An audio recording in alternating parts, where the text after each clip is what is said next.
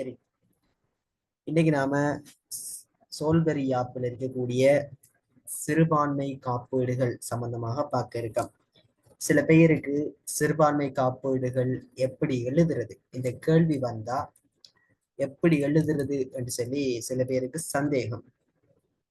சிறுபான்மை காப்பீடுகளை முதல்ல கொடுத்துட்டு அதுக்கு பிறகு அதை பத்தின விமர்சனங்களை கொடுக்கறதா, இல்ல சிறுபான்மை காப்பீடுகளை கொடுத்துட்டே அதுக்கு கீழே ஒன்றுக்கு கீழே ஒன்று அதில் விமர்சனங்களை கொடுக்கிறதான்னு சொல்லி சில பேருக்கு இடையில சந்தேகம், சில ஆசிரியர்களுக்கு இடையிலையும் முரண்பாடுகள். ஸோ அதனால இன்றைக்கு நாம சிறுபான்மை காப்பீடுகள் என்கிறத எப்படி எழுத போறோம்ங்கிறத பார்ப்போம்.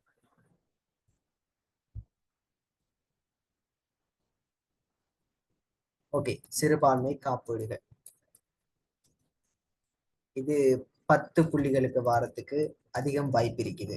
10 புள்ளிகளுக்கு வாரத்துக்கு வாய்ப்பு இருக்குது. 20 புள்ளிகள் இல்ல, 10 புள்ளிகள் தான்.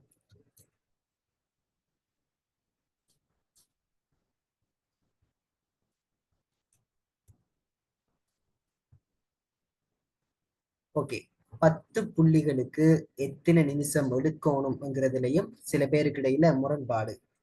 10 நிமிஷம் அப்படின்னு சொன்னா அதுக்கு 18 நிமிஷம் தான் டைம். 18 நிமிஷம்.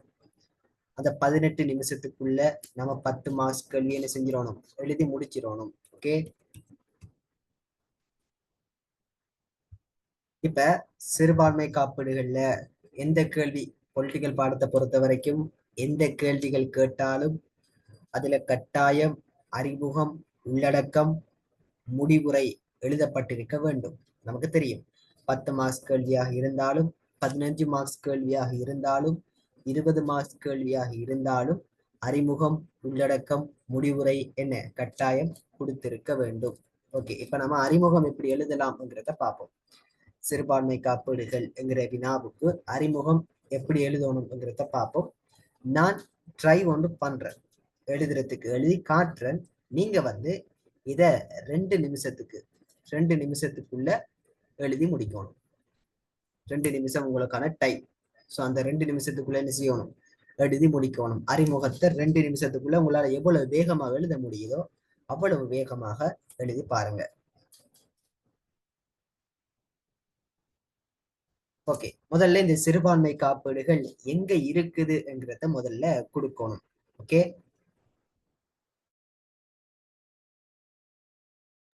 நமக்கு தெரியும் சிறுபான்மை காப்பீடுகள் சோல்பரியில தான் முதல்ல உருவாக்கப்படுகிறது. முதலாகவும் இறுதியாகவும் சோல்பெரியில தான் சிறுபான்மை காப்பீடுகள் உருவாக்கப்படுகிறது. அதுக்கு முதல்லையோ இல்ல சோல்பெரிக்கு பிறகு வந்த யாப்புக்கள்லையோ இந்த சிறுபான்மை காப்பீடுகள் இல்லை. ஸோ அதை நாங்க இந்த மென்ஷன் பண்ணணும்.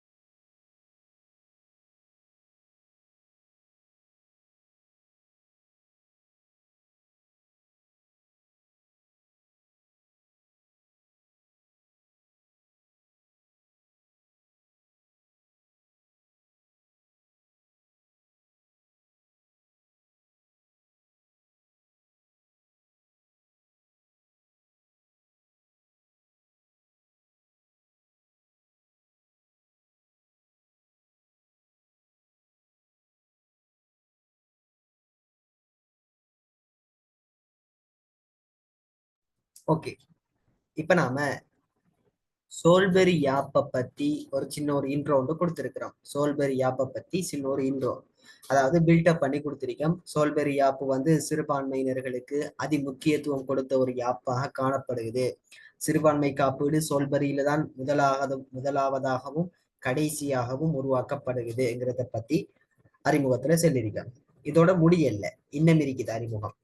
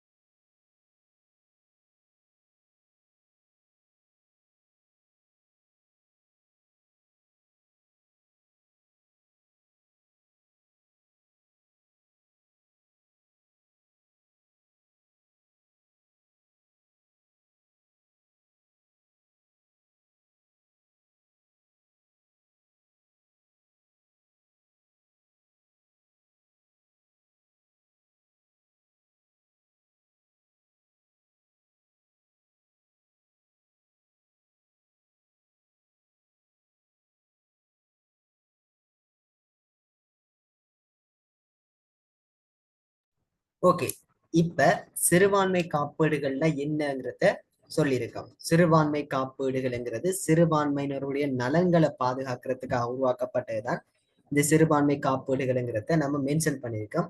அதே அறிமுகத்துல தான் இந்த சிறுபான்மை காப்பீடுகள் என்னென்னங்கிறதையும் நாங்க கொடுக்க போறோம்.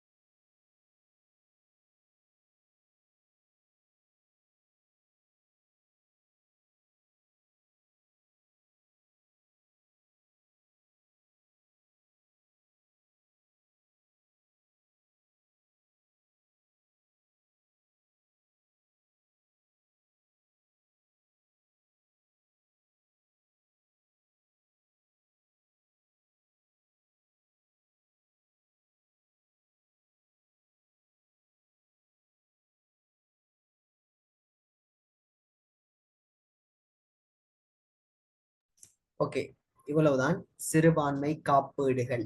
இதான் சிறுபான்மை காப்பீடுகள். சோல்பரியில இருக்கக்கூடிய சிறுபான்மை காப்பீடுகள் வந்து இவ்வளவுதான். இதைத்தான் நம்ம அறிமுகத்துல மென்ஷன் பண்ணணும். அடுத்ததாக உள்ளடக்கம்.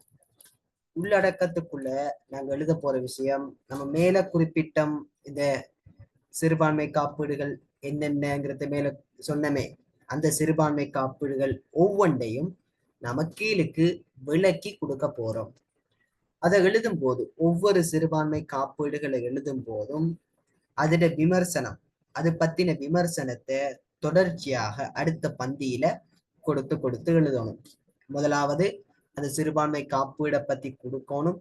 அதுக்கு பிறகு அது பத்தின விமர்சனத்தையும் அதே அடுத்த பந்தியில கொடுக்கணும். இப்படிதான் எழுதணும். சில பேர் எழுதுவாங்க, சிறுபான்மை காப்பீடுகளை முதல்ல ஃபுல்லா கொடுத்துட்டு அதுக்கு பிறகு விமர்சனங்கள் அப்படின்னு போட்டு கொடுப்பாங்க. இது பிழை. இப்படி எழுதக்கூடாது.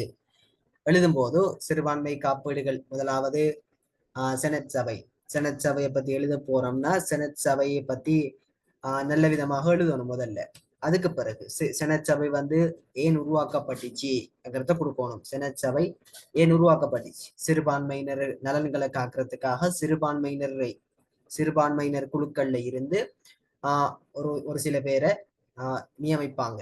அப்படி நியமிக்கப்பட்டவங்க காலப்போக்குல தன்னை நியமிச்ச மகாதேசாதிபதிக்கும் பிரதமருக்கும் சிபாரிசா, அதாவது விசுவாசமாக இருக்க துவங்கினாங்க. இதனால சிறுபான்மையினர் நலன் பாதுகாக்கப்படுகிறதுன்னு சொல்லி முதல்ல ஏன் அந்த சிறுபான்மை காப்பீடு உருவாக்கப்படுகிறது, பிறகு ஏன் அது விமர்சிக்கப்படுகிறதுங்கிறதையும் கொடுக்கணும். ஒன்றன் பின் ஒன்றாக பார்ப்போம்.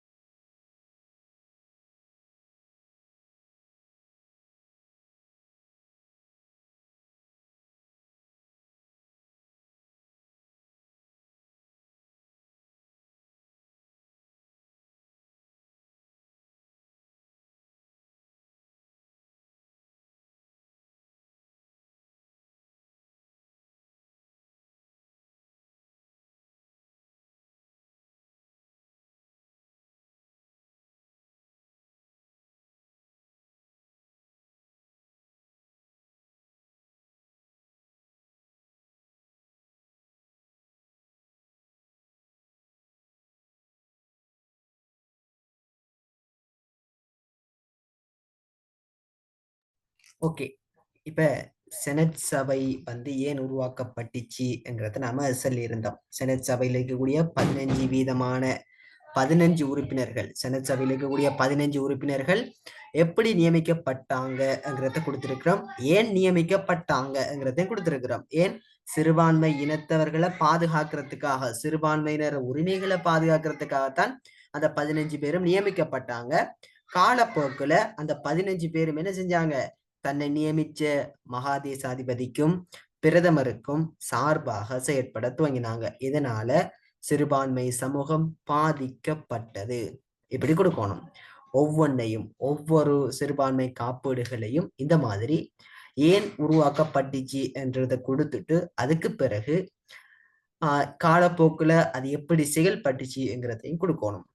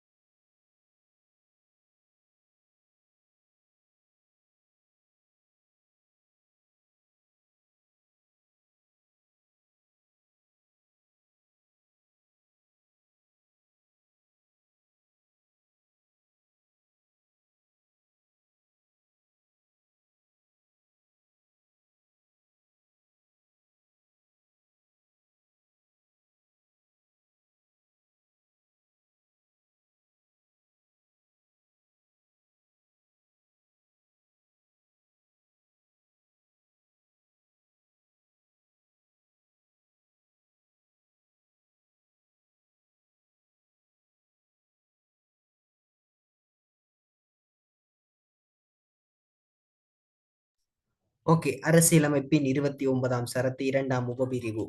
இது சிறுபான்மையினர் நலன்களை பாதுகாக்கிறதுக்காக உருவாக்கப்பட்டது. காலப்போக்கில் அந்த சட்டங்களுக்கு எதிராக பல சட்டங்கள் உருவாக்கப்பட்டன. அந்த சட்டங்களையும் நாங்க கொடுத்திருக்கிறோம். சோ இதை இப்படிதான் எழுதணும்.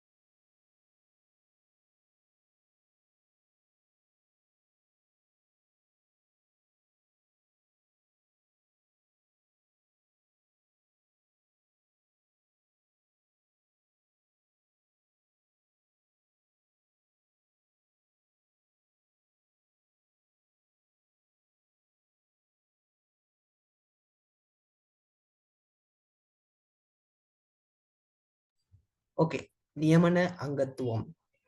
மக்கள் பிரதிநிதிகள் சபைக்கு 6 உறுப்பினர்களை நியமனம் செய்ய முடியும். அதாவது நியமன உறுப்பினர்கள் 6 பேரை நியமனம் செய்ய முடியும். இதனால பிரதமர் சிபாரிசின் பேரில் மகாதேசாதிபதி என்ன செய்வார்? சிறுபான்மை குழுக்கள்ல இருந்து, சிறுபான்மை இனத்தில இருந்து 6 பேரை நியமனம் செய்வார். சோ அப்படி நியமனம் செய்யப்பட்டது. அதுக்கு பிறகு அது எப்படி மாறிச்சு, விமர்சனமாக எப்படி மாறிச்சு, அது காலப்போக்கில் எப்படி மாற்றம் அடைஞ்சிச்சுங்கிறத பார்ப்போம்.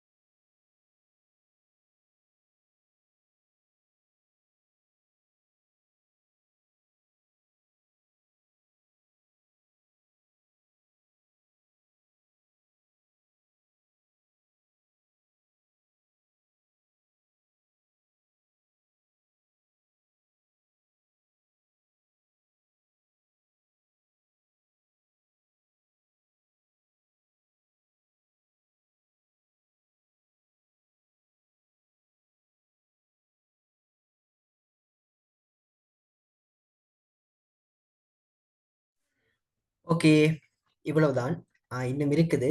இது மாதிரி நீங்களும் என்ன செய்யலாம், ஒவ்வொரு சிறுபான்மை காப்பீடுகளையும் இது மாதிரி போட்டுட்டு அது ஏன் உருவாக்கப்பட்டுச்சு, பிற்காலத்துல அது எப்படி மாற்றம் அடைஞ்சிச்சு, அது விமர்சனமாக எப்படி மாறிச்சு, அது சிறுபான்மையினருக்கு சாதகமாக செயற்பட்டாங்களா இல்ல சிறுபான்மையினருக்கு பாதகமாக செயற்பட்டாங்களாங்கிறத நம்ம கொடுக்கணும். ஒரு 2 பந்தி கொடுத்தா போதும். ரெண்டு ரெண்டு பந்தியாக கொடுக்கணும். ஒவ்வொரு காப்பீடுகளையும் 2 பந்தியில கொடுத்து எழுதினாலே தாராளமாக காணும். இந்த கிளாஸ் உங்களுக்கு பிடிச்சிருந்தா இல்ல இந்த கிளாஸை நான் தொடர விரும்பினீங்கன்னு சொன்னா, இந்த கிளாஸை நீங்க தொடர விரும்பினீங்கன்னு சொன்னா எங்களுடைய கிளாஸ்ல நீங்க இணைஞ்சு கொள்ளலாம். எங்களுடைய கிளாஸுக்கான டீட்டெயில்ஸ் வந்து கீழே கமெண்ட் செக்ஷன்ல கொடுக்கப்பட்டிருக்குது. அதே மாதிரி டிஸ்கிரிப்ஷன்லையும் நாங்க கிளாஸ் டீட்டெயில்ஸ் வந்து கொடுத்துருக்கிறோம். ஸோ உங்களுக்கு விருப்பமாக இருந்தா இந்த கிளாஸை தொடரணும் அப்படின்னு நீங்க விரும்பினீங்கன்னு சொன்னா எங்களுடைய காண்டாக்ட் நம்பரை காண்டாக்ட் பண்ணி நீங்க கிளாஸை பத்தின மேலதிக டீட்டெயில்ஸை தெரிஞ்சு கொள்ள முடியும். நன்றி.